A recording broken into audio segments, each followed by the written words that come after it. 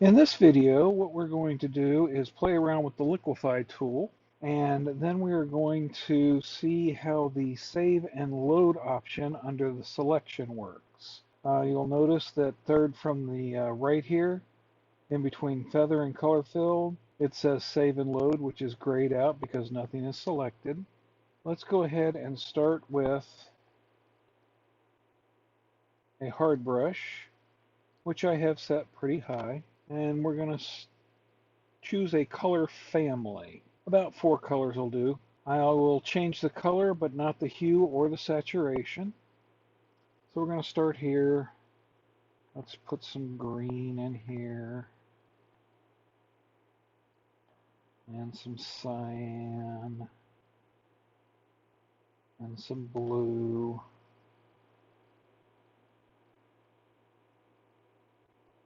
And some purple.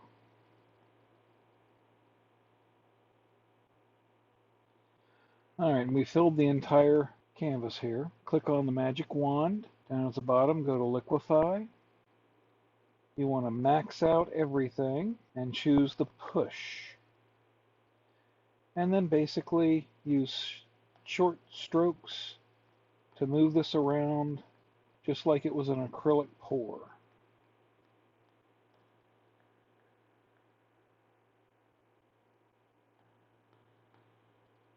And then we're going to go to the twirl. We're going to start in the middle and just kind of move around, get some funky shapes going. And then we're going to go to crystals, and we're going to crystallize the interstices between these. If you don't move the brush but you just tap it, then you get sharper angles.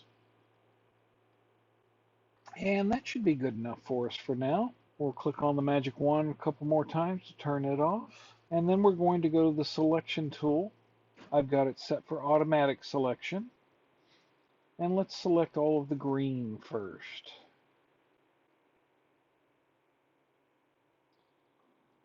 And then we tap on the save and load, and we click on the plus sign.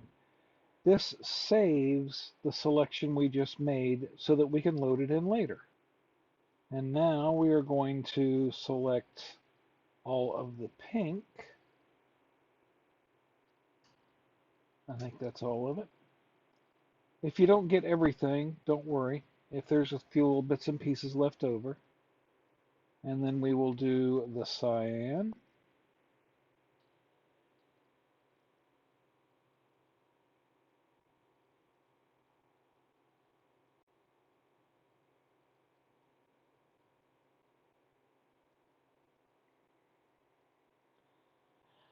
And finally, we will do the blue.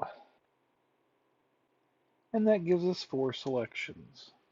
And now what I'm going to do is I'm going to add 4 layers. 1 for each selection. We're going to change our brush color to a medium gray. And we're going to go to select, save and load, and tap on selection 1. And then we're going to tap and fill that layer. We'll go up a layer and we'll do 2, 3, and 4.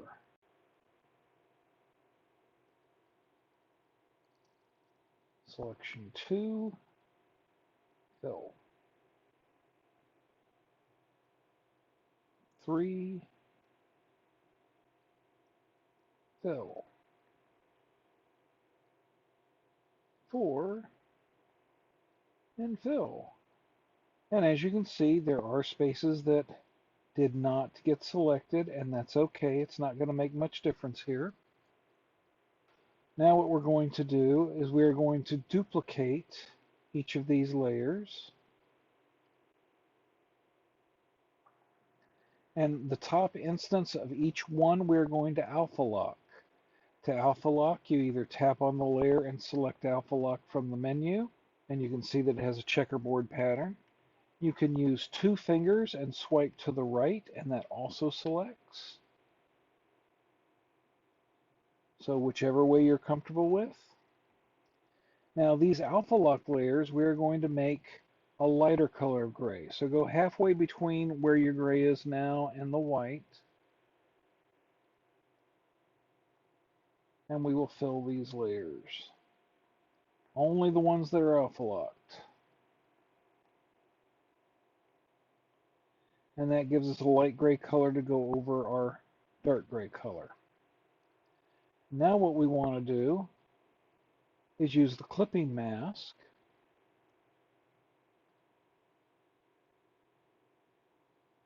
to make sure that the alpha lock layers only color in where the regular layers are at. We'll select each layer in turn, and instead of moving it like this so that there's a great big space there at the top, I am going to resize the layer just slightly, just enough to be able to see a shadow line.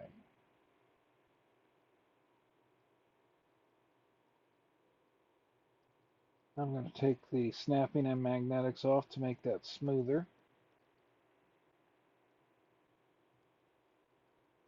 And we will do this for all four of our alpha lock layers.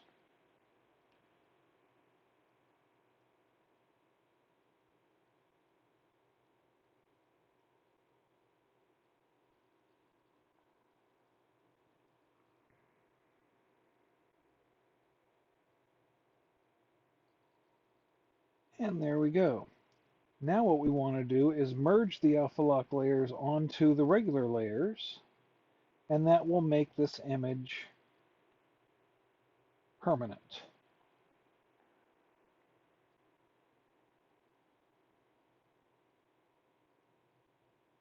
Oops, we just merged the wrong things together there.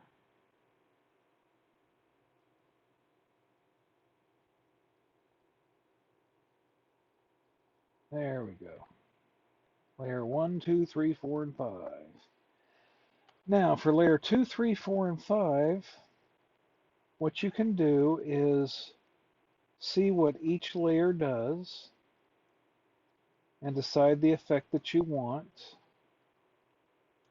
I am going to use linear burn, and I'm going to set the opacity to about 50% for each of these layers.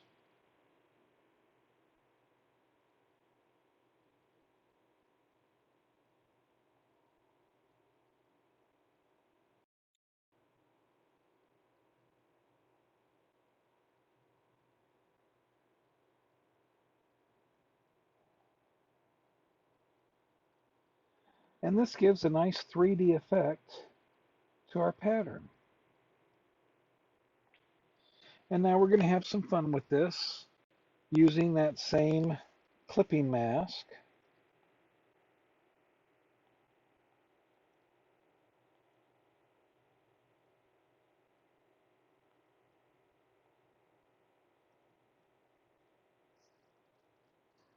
Making this the exact same light gray color, because we're also going to use it for a shadow. I am going to make a donut shape. Let's put our donut shape right over here. Now what I'm doing is I'm holding with my cursor, and then I tap with the finger of my other hand, and that way I end up with a perfect circle. And let's see. Let's make a closed circle here.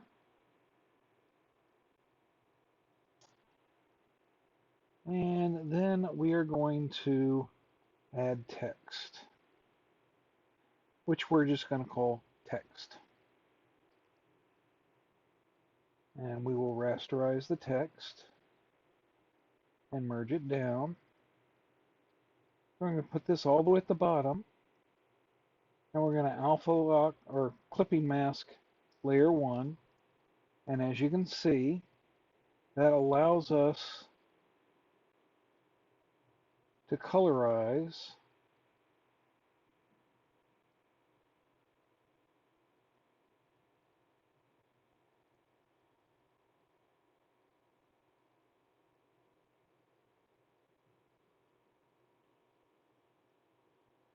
any object or text that you happen to put in. So you can get some really nice effects going on here. You move the text around a little bit and you can change what it looks like and everything. I'm just going to leave it right up here for now. And what I'm going to do is I'm going to make the torus and this circle into 3D objects. So we're going to have a full torus, a donut shape, and a ball shape, which kind of looks like a planet. To do that, we go up to the top and we add 2 layers and we do the clipping mask on them. For layer 7 here, I'm going to make that my multiply layer, and layer 8 I'm going to make my screen layer.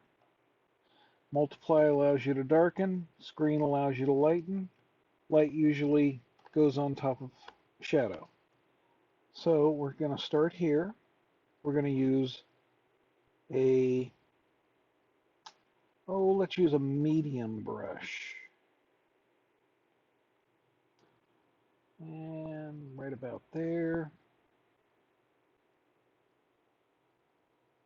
And we're going to put a little shadow there, and a little shadow there,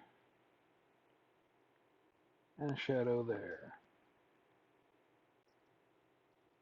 And then for our highlights, we're going to put a highlight here.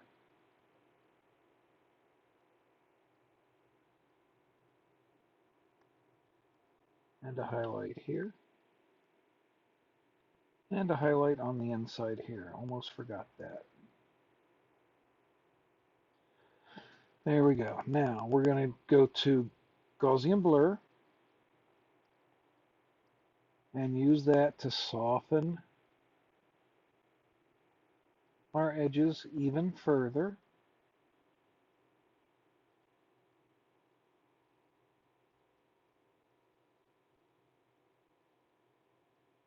And we have a torus, a globe, and some text. You can do this with any object, any text. It's a wonderful way of getting a good effect. Let's take the background color here. Go for a bluish purple.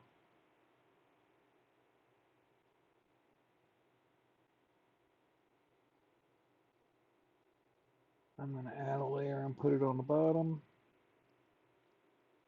And let's choose this, and we'll go down to luminance. And we'll use the glimmer brush and just tap here and there. And we now have a space scene. Let's dim that down. There we go. I hope you've enjoyed this tutorial.